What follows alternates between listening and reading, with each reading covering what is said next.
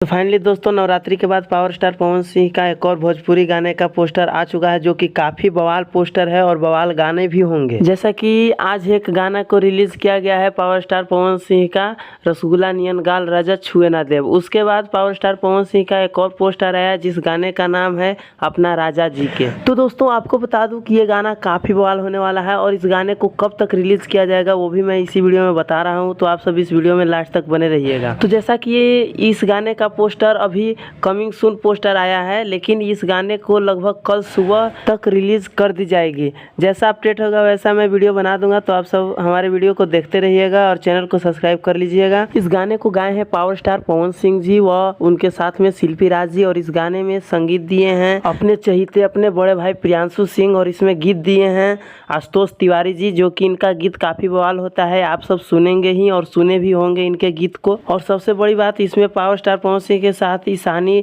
घोष जी देखने को नजर आएंगी, जो कि आप सब बवाल लुक अपने स्क्रीन पे देख पा रहे होंगे। तो आप सबको अगर हमारा वीडियो अच्छा लगा तो वीडियो को लाइक करके चैनल को सब्सक्राइब कर लीजिए और बेल आइकन को दबाना ना भूलिए। धन्यवाद।